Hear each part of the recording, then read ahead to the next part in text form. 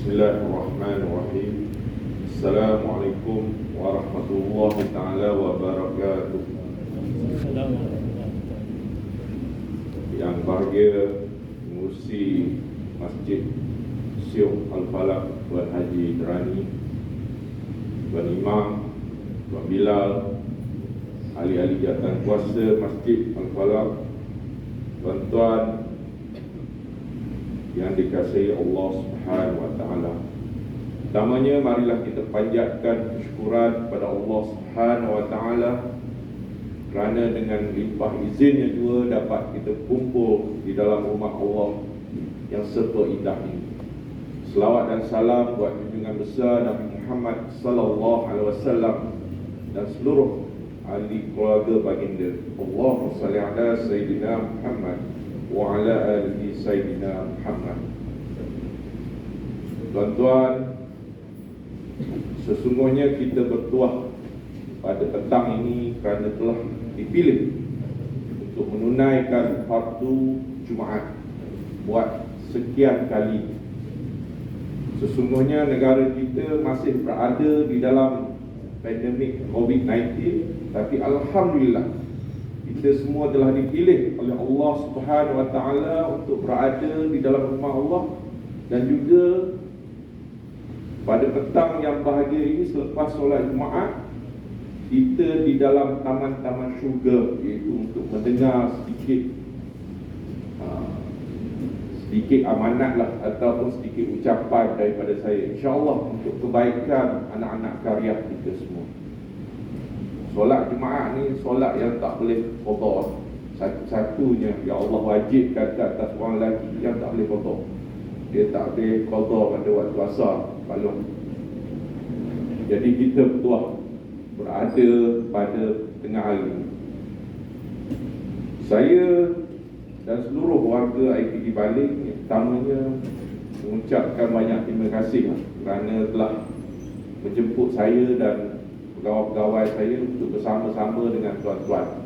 Saya dah 11 bulan berada di Baling, dan inilah kali pertama saya datang ke masjid Kampung Stol ni untuk bersama dengan tuan-tuan.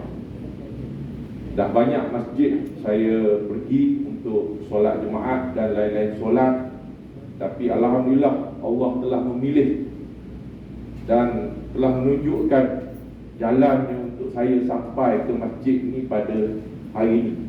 Ada 66 buah masjid di daerah Baling.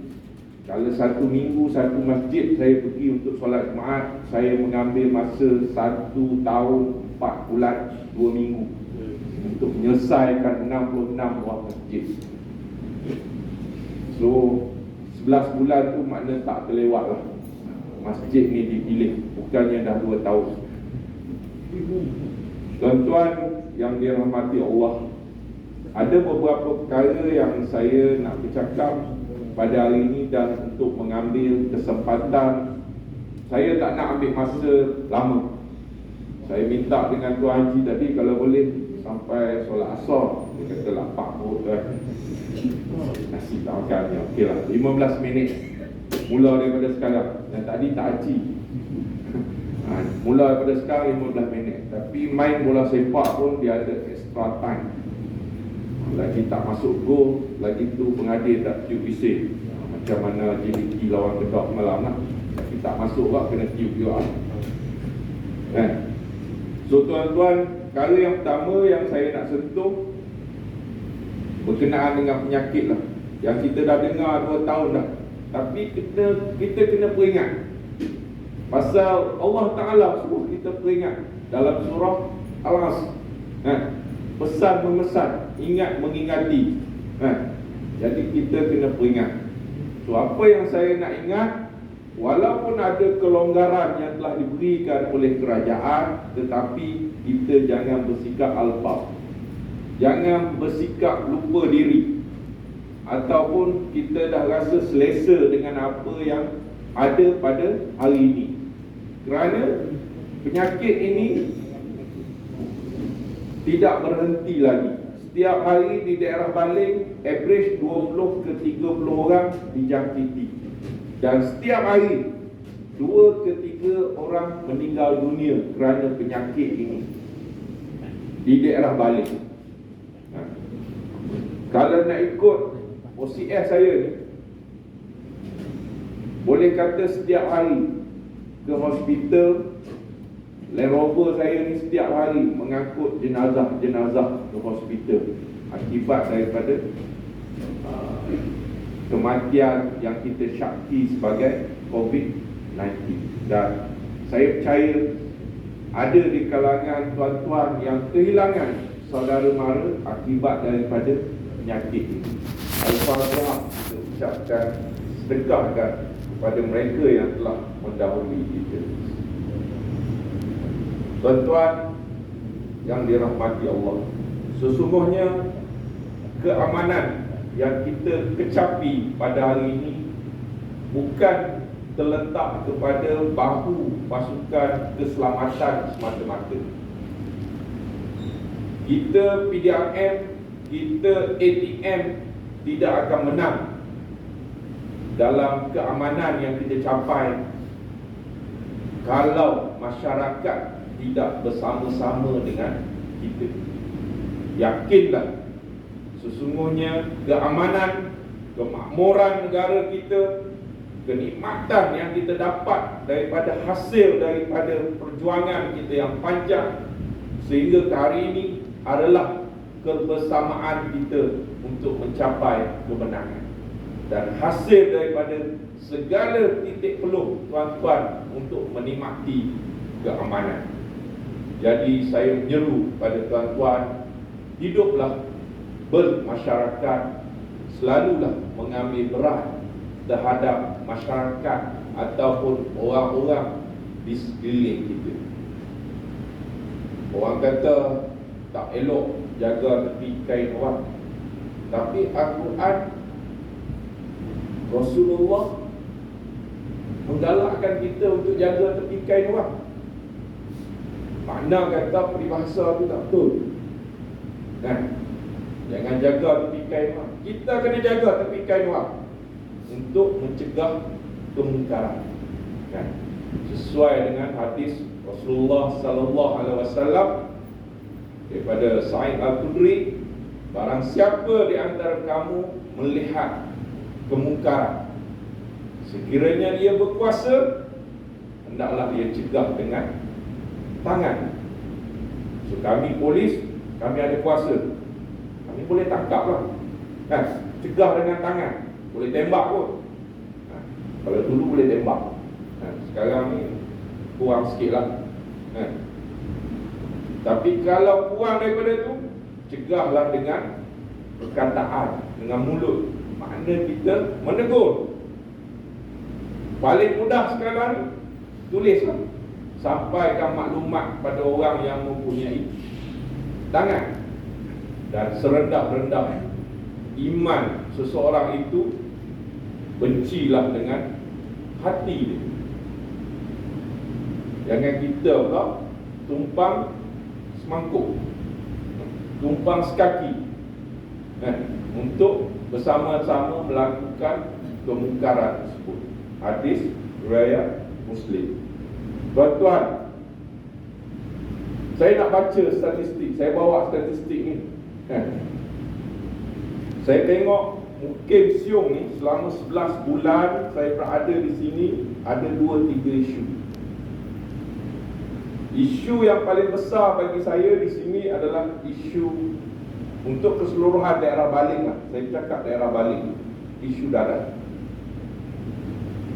Sehingga 17 November, dari 1 Januari sampai 17 November 2021, okey, seramai, ini zaman Covid ni, zaman yang kita tak boleh nak gerak jauh ni, tak boleh nak rentas daerah, tak boleh nak rentas negeri. Seramai 840 orang telah kita tangkap sehingga 17 November yang terlibat dengan dadah.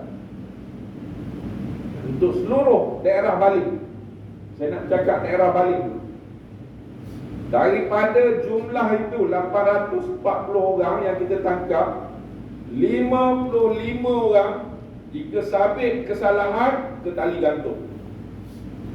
Alhamdulillah. Lebih kurang 8% daripada 840 orang ni, 6%, 7% ni ke tali gantung. Dan daripada 840 orang ni, 90% adalah orang Melayu Islam.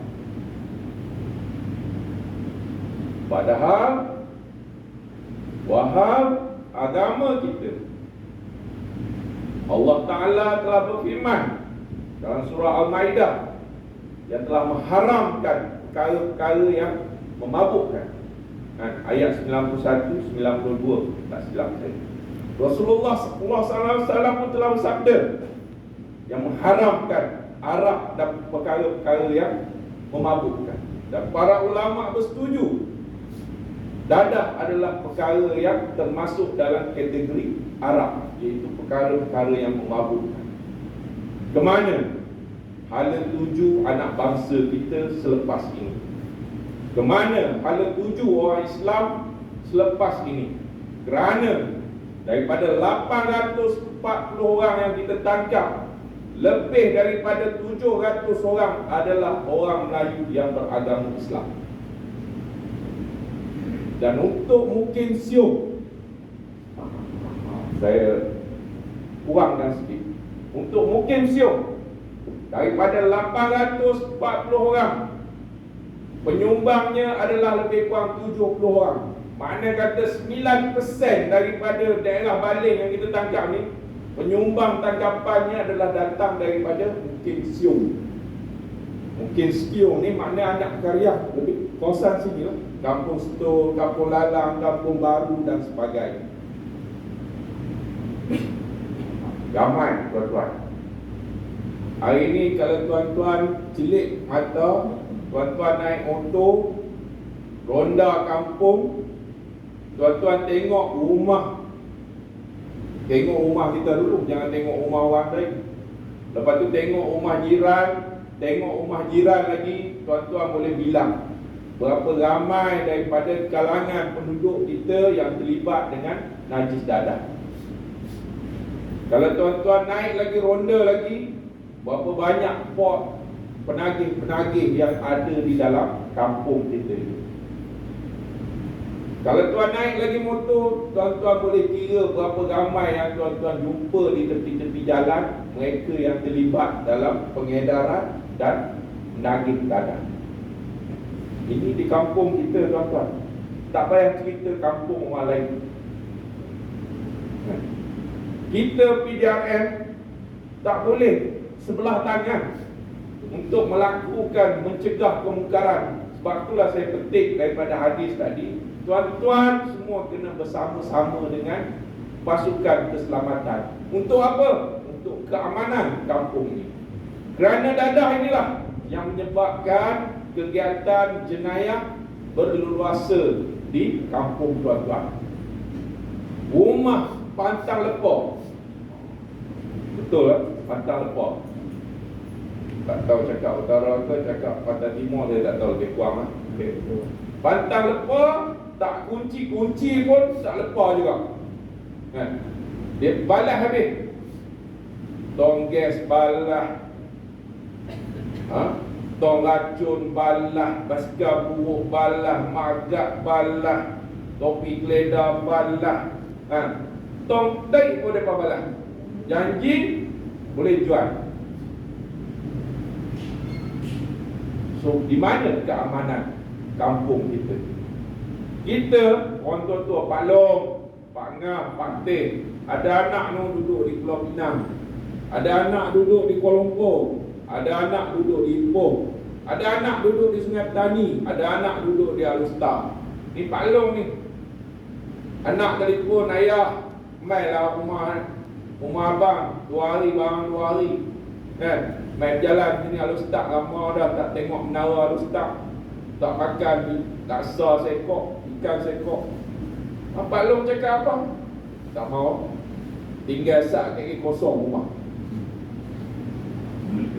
Takut, kita takut nak meninggalkan rumah kita. Sampai ke tahap seperti itu sekali. Kerana apa? bahana dadah. So saya menyeru pada tuan-tuan, orang yang berada dalam masjid pada petang ni semua bukan penagih. Dia menagih ni kalau dia hisap dia takkan ingat Allah Ta'ala. Itu janji Allah dalam Al-Quran. You mabuk, you buat perkara-perkara muka, you takkan ingat Allah. Kalau you ingat, you takkan buat. So orang yang ada dalam masjid ni bukan penagih, tapi kita ni orang yang nak melawan kemungkaran. So saya menyeru pada tuan-tuan, kita perang habis-habisan dadah. Tuan-tuan, kita berperang dengan komunis 1948, kita isytiharkan peperangan dengan komunis. 1989 tamat peperangan dengan komunis. Selama lebih 60 tahun, 50 tahun lebih kita berperang dengan komunis.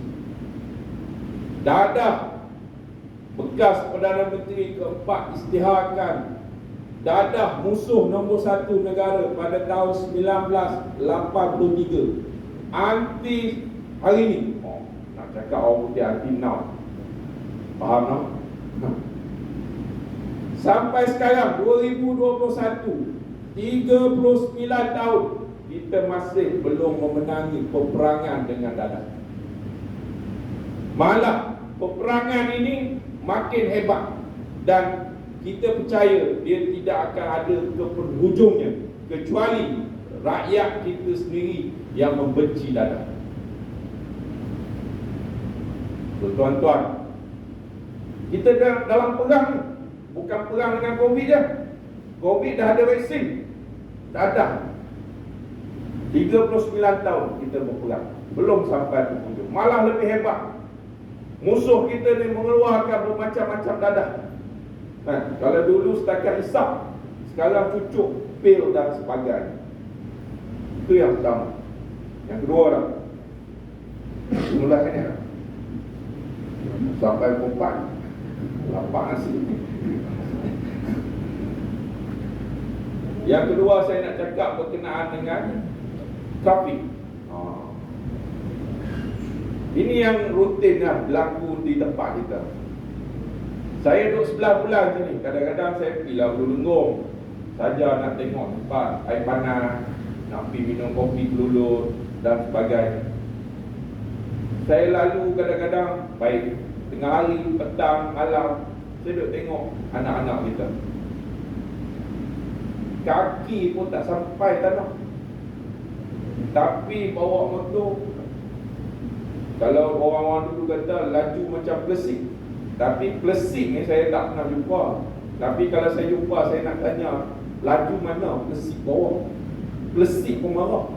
Peribahasa, hang bawa motor laju macam Plesik, macamlah kita pernah jumpa Plesik bawa motor.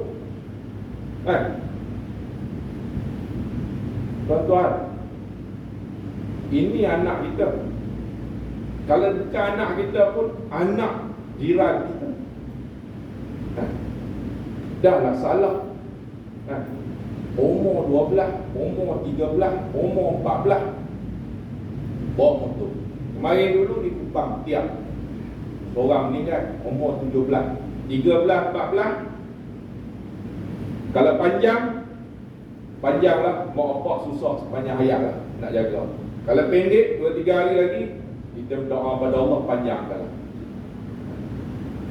Umur 13, 14, tengah hujan pukul 10, setengah malam bawa motor, belagau dua. 4 dulu hospital, seorang meninggal. Semua 4 helmet tak ada, lesen tak ada, motor tak ada rotek, tak ada insurans. Di sini pun sama. Simpang, Kampung Lalang kan, race setiap petang. Boleh kata setiap petang tu race. Motor siapa dia?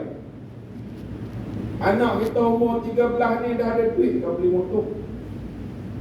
Anak kita umur 16 ni dah ada harta tak untuk memiliki sebuah motosikal berharga 2,000, 3,000. Tak ada. Sebenarnya motor tu motor milik kita. Kita yang memberi mereka pakai dengan cara yang salah. Dan kalau berlaku kemalangan, jangan salahkan orang-orang pengguna jalan raya. kerana mereka berhak di atas jalan raya, kerana mereka mempunyai lesen, mempunyai road tax, insurans dan sebagainya, dan memandu secara berhati-hati. Yang kurang berhati-hati adalah anak-anak kita yang terlibat dengan kemalangan jalan raya, kerana mereka tidak didedahkan dengan undang-undang keselamatan jalan raya. Tuan-tuan, saya minta rayu, nasihatilah anak-anak muda. Dan yang akhir sekali, betul, berapa ayat? Zaman teknologi bergerak pantas. Kadang-kadang saya sendiri pun tak faham dengan teknologi, kenapa bergerak tak seiring dengan umur kita. Terlampau pantas. Kalau dulu orang nak main judi kena pergi kedai, mesin budak. Zaman Pak Long dulu kan, Pak Ngah, Pak Tim, dah berhenti dah pun. Main masjid lagi, main sembahyang kabur yang lama. Ni zaman anak-anak cucu kita, zaman internet, judi online. Di sini cukup berleluasa. Kita PDRM, saya janji dalam saya punya ambil alih tugas, saya akan perang judi online ni habis-habisan. Saya cakap banyak tempat, banyak masjid. Saya berani cakap kerana saya benci kepada judi online. Kerana yang terlibat dengan judi online ni adalah orang Melayu beragama Islam. Yang menjadi tokenya bukan orang Melayu dan bukan orang yang beragama Islam. So, tuan-tuan, tolong tengok anak-anak kita, tolong tengok adik-beradik kita, nasihatilah mereka. Tidak akan ada penawaran sekiranya tidak ada permintaan. Ini teori ekonomi. Siapa yang belajar ekonomi? Permintaan datang dengan tawaran, tawaran datang dengan permintaan. Sama-sama kita jaga ahli keluarga kita supaya tidak terlibat. Ada maklumat tentang penjualan, top up dan sebagainya yang berkait dengan judi online, tolong maklum dekat saya sendiri tak apa. Saya akan lawan habis-habisan. Saya tak nak anak bangsa kita terjerumus dalam kegiatan yang tidak bermoral ini. Dan akhirnya, dua kali akhir ni extra time. Dah akhir. Saya nak merayu sekali lagi. Kita orang Islam, boleh kata semua kita ni berbangsa Melayu. Saya bukan nak bercakap pasal rasis dan sebagainya, tapi saya nak bercakap dalam konteks kita, keluarga kita. Kenapa bangsa kita ketinggalan? Itu adalah kerana ilmu. Tuan-tuan, tak terlewat lagi untuk kita mendidik anak-anak kita, cucu-cucu kita dengan ilmu. Galakkanlah mereka untuk menuntut ilmu. Kerana ayat pertama yang diturunkan oleh Allah Subhanahu Wa Taala kepada junjungan besar Nabi Muhammad sallallahu alaihi wasallam adalah Iqra. Baca. Kerana dengan membaca kita tidak akan buta di atas muka bumi. So dengan kata-kata itu, saya mohon ampun dan maaf kalau ada yang terasa apa yang saya cakap ni lahir daripada lubuk hati saya. Saya nak membawa masyarakat, saya sebagai ketua polis daerah, saya nak masyarakat yang berada di dalam daerah Baitling seiring untuk memajukan negara, untuk memakmurkan negara, dan lebih penting lagi untuk mengamankan daerah Baling secara khusus. Sampaikan salam saya kepada ahli-ahli keluarga tuan-tuan. Saya mohon ampun dan maaf kerana telah mengambil masa tuan-tuan yang agak lama untuk menyampaikan sedikit ucapan saya. InsyaAllah sekiranya saya dijemput lagi, Tuan Haji, insyaAllah saya akan datang. Nah, Maghrib ke, Isyak ke, Subuh ke, insyaAllah. Bukannya solat Jumaat saja. Tapi jangan sedap sangat. Nanti habis duit masjid, nanti pulang buat minum kopi semua. Nah, so dengan kata-kata itu, sekian. Wabillahi taufiq wa hidayah. Assalamualaikum warahmatullahi wabarakatuh. Terima kasih.